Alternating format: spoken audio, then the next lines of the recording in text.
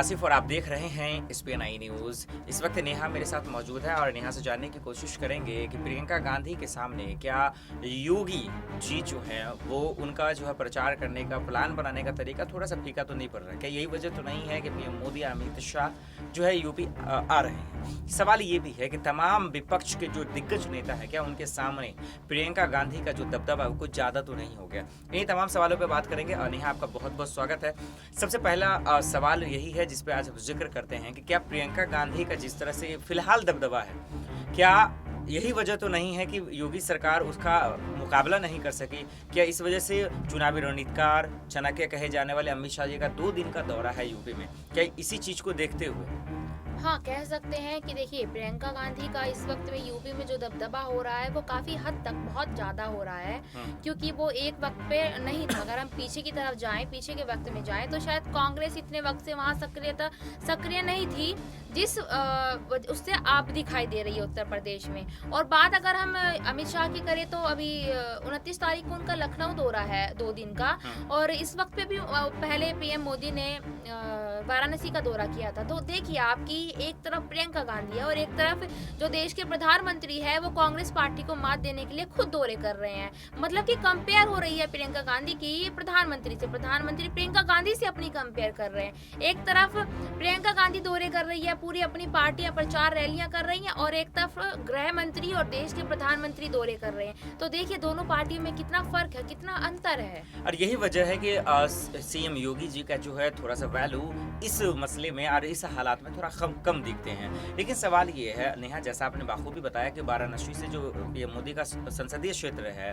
वहां पर इन्होंने हमला किया जाकर, लेकिन अब 29 अक्टूबर को अब योगी जी के गढ़ में जा रही हैं, यानी गोरखपुर जा रही हैं, वहां जाकर हमला करने वाली है उनके नीतियों पर, उनके कामकाज पर। आपको क्या लगता है कि वहां से किस तरह का जो हलचलें हैं, तस्वीरें देखने को मिलेगा? आपने देखा बाराबंकी गई, महिला किसानों के साथ खाना खाई, जलेबियां की।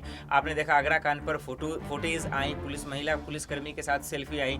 वाराणसी में देखा आपने किस तरह से हुआ। अब जो सीएम योगी का गढ़ है जहां से वो आते हैं, गोरखपुर से वो जो है जाने वाली हैं, क्या लगता है आपको, क्या माहौल रहेगा? देखिए इसमें वाराणसी भी जब प्रियंका गांधी गई थी तो वाराणसी में भी काफी हद तक जनता का दिल उन्होंने जीता था। जिस तरीके से उन्होंने वाराणसी में लोगों के साथ मिलना जुलना किया था, महिलाओं से बातचीत की थी, और जैसे कि आप फुटेज की बात कर रही हैं कि किस तरीके से तस्वीर ली गई थी, सेल्फियां ली गई थी, तो कहीं ना कहीं देखा जाए कि और एक ये भी हमें पता है कि वाराणसी हमारे प्रधानमंत्री का संसदीय क्षेत्र है, फिर भी वहाँ की जनता का दिल उन्होंने थोड़ा, मतलब पूरा नहीं कह सकते, 50% सोचिए कि 50% दिल जीत लिया था जनता का। और अब बात आप गोरखपुर की कर रहे हैं तो योगी सरकार से तो वैसे ही उत्तर प्रदेश की जनता किस हद तक परेशान है बखूबी जानते हैं सब लोग। तो कहीं ना कहीं अगर योगी के संसदीय क्षेत्र मतलब गढ़ में भी अगर वो जा रही है तो वहाँ भी कुछ ना कुछ अपना अच्छा परिणाम दिखाएंगी, ताकि वहाँ की जनता भी खुश हो सके। लेकिन अगर नेहा मैं आपसे जानने की कोशिश करूं कि प्रियंका गांधी, अखिलेश यादव, मायावती, आम आदमी पार्टी, इन तमाम लोगों के लिए से मैं पूछूंगा कि इसके लिए चुनौती सबसे बड़ी 2022 के लिए क्या है। इससे पहले ये मैं आपसे जानने की कोशिश करूंगा, दर्शक भी जानना चाहते होंगे कि सीएम योगी के लिए, यानी योगी सरकार के लिए 2022 में जो सबसे बड़ी चुनौती है आपके नजर से क्या हो सकती है? और देखिए 2022 की सबसे बड़ी चुनौती की बात की जाए तो देखिए बीजेपी पार्टी को इस वक्त पे धक्का तो बहुत बड़ा लगा हुआ है, तभी उन्होंने शायद कहीं ना कहीं प्रियंका गांधी को देखते हुए उन्हीं की राह पर चल रहे हैं, उन्हीं की तरह दौरे कर रहे हैं। वरना अभी थोड़े दिन पहले तक तो किसी दौरे की बात ही नहीं हुई थी, कुछ सुनने में ही नहीं आ रहा था, ना खबरों के उससे सुनने में आ रहा था, ना कोई तस्वीरें सामने आ रही थी। और अब देखिए अचानक से गृह मंत्री इस वक्त जम्मू कश्मीर में है, और फिर आने वाले वक्त में वो 29 तारीख को लखनऊ दौरे पे जाएंगे, पीएम मोदी वाराणसी का दौरा कर चुके हैं। तो कहीं ना कहीं इसमें भाजपा को अब ये लगना लगा है कि अगर हम जमीन पर नहीं उतरे प्रियंका गांधी की तरह तो हम अपनी कुर्सी को खो देंगे इस बार विधानसभा चुनाव में। बिल्कुल, चलिए अब मुद्दों का जिक्र करेंगे कि आपने बाखूबी बताया कि सीएम योगी सरकार के लिए चुनौती क्या। अगर मुद्दों के हिसाब से ले लें तो क्या सीएम योगी के लिए मुद्दों के हिसाब से क्या क्या बड़ी चुनौतियां जो सबसे बड़ी है? क्या वो किसान आंदोलन है? क्या वो महंगाई है? क्या वो पेट्रोल डीजल के बढ़ते दाम है? क्या वो कानून व्यवस्था है? क्या लगता लगता है आपको, या फिर कोरोना काल में जो आपने तस्वीरें देखी वो है, सबसे बड़ा मुद्दा क्या हो सकता है? देखिए, जो मुद्दे आपने बताए हैं, मुद्दे तो सारे अहम हैं, क्योंकि इस वक्त पे मुद्दे वही, ये सारे ही मुद्दे अहम हैं और खासकर जनता के लिए। लेकिन जो सबसे बड़ा मुद्दा इस बार मतलब इन चुनावों के लिए जिस पर फोकस किया जा रहा है, वो है किसानों का मुद्दा।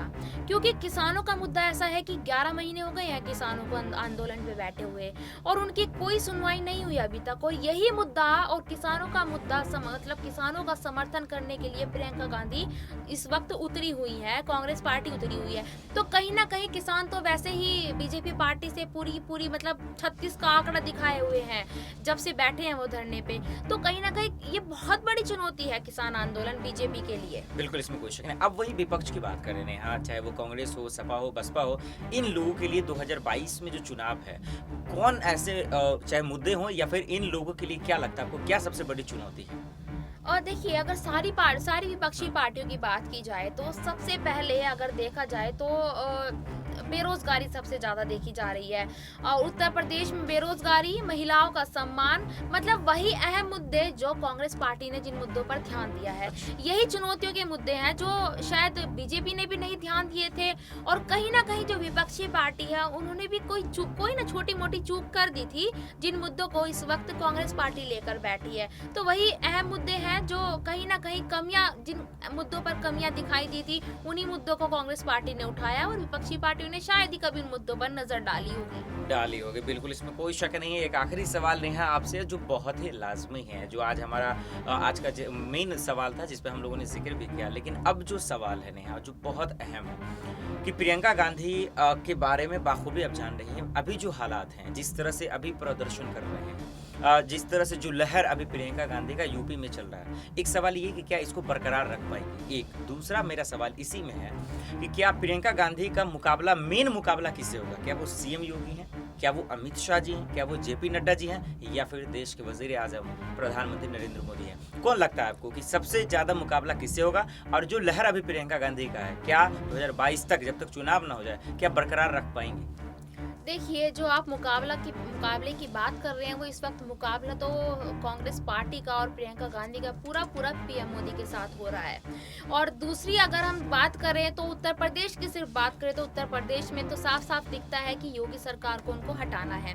अगर और होने वाले विधानसभा चुनाव 5 राज्यों की बात करें तो 5 राज्यों में अगर कांग्रेस की सरकार आती है तो कांग्रेस के लिए ये बहुत बड़ी बात है, बहुत बड़ी जीत है, जिससे कांग्रेस का लोकसभा चुनाव का रास्ता भी कहीं ना कहीं खुल सकता है। और अब हालात बदलते नजर आ रहे हैं, तस्वीरें बदल रही हैं कि आने वाले चुनाव में इस वक्त जो पूरा तस्वीरें दिखाई दे रही है वो कांग्रेस पार्टी की जीत दिखाई दे रही है। बिल्कुल, इसमें कोई शक नहीं है नेहा। और अब नेहा ने बाखूबी समझाया कि आखिर इस वक्त जो है प्रियंका गांधी के सामने सीएम योगी किस तरह से कमजोर नजर आ रहे हैं, क्या वजह है। बाखूबी नेहा ने सिलसिलेवार तरीके से समझाया। अब देखते हैं कि 2022 में आखिर मेन मुकाबला क्या होता है। बहुत बहुत शुक्रिया नेहा हमें इन तमाम सवालों का जवाब देने के लिए। फिलहाल के लिए टाइम, बाकी खबरों के लिए देखते हैं इस पे नहीं न्यूज़। नमस्कार।